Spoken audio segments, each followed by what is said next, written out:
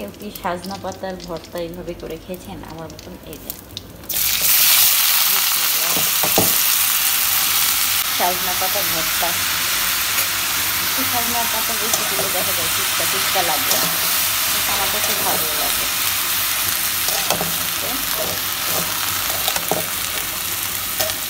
হাতে ক্যামেরা দেখতে পাচ্ছেন দেখানোর জন্য। যাই হোক, এই সাজনা পাতা ভর্তা করতেছি আজকে। এটা আমাদের সাজনার গাছেরই, আর পুঁইশাকটাও লাগানো হয়েছিল, সেখান থেকে আমি উঠায় নিয়ে আসছি। সাজনা পাতা, বেগুন, চিংড়ি মাছ, বড় বড় চিংড়ি মাছ দিয়ে চচ্চড়ি। মাংস খেয়ে গিয়ে একদম বিরক্ত। আর এখানে রুই মাছ দিয়ে বেগুন দিয়ে আলু দিয়ে ঝোল করি।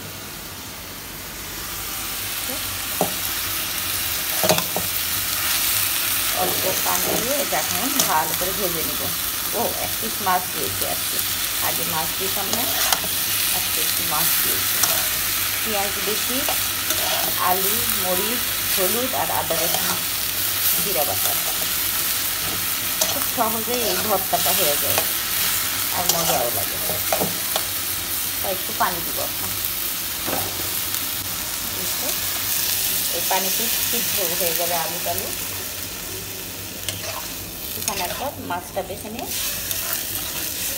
একদম ভেজে দেবো। হ্যালো, আসসালামু আলাইকুম। সবাই কেমন আছেন? আলহামদুলিল্লাহ, আমরাও ভালো আছি। আজকে বেশ কিছুদিন পরে ভিডিও দিচ্ছি, ব্লগ ভিডিও না দেওয়ায় শুধু শর্ট ভিডিও দিই। তো ভাবলাম একটু দিই কী কী রান্না করতেছি না করতেছি, আর আপনাদের সঙ্গে একটু গল্প করি। সবাই কেমন আছেন? আর এই সাইডে ভাতের চাল ধুচ্ছি আর আপনাদের সঙ্গে কথা বলতেছি। যাই হোক, নিশ্চয়ই সবাই ভালো আছেন। আমার তো রান্না বান্না শুরু, কিছু করার নেই। আমাদের রান্নাঘর থেকেই আসা, রান্নাঘর থেকেই ভিডিও করা। তো রান্না একটু করে দেখায় আর একটু করে কথা বলি। হ্যাঁ, তো কুমড়া বড়ি দিয়ে আজকে আমার রান্না দেরি হয়ে গেছে, আর মাছটা বেছে নেব ভর্তার। কথা বলতে আমার বাসায় এই ভেজে ভর্তাটা, তারপরে মেনলি চচ্চড়ি, একটা ঝোল থাকতেই হবে।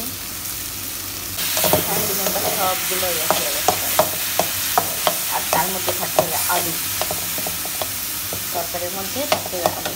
তো আজকে ভাবছি মাছটা ভেজে নেব, যে কুমড়া বড়িতে ঝোল করব। তো ভাজা হয়ে গেছে, এটা ঠান্ডা হইলে তারপরে দিয়ে দিয়ে বেটে নেব।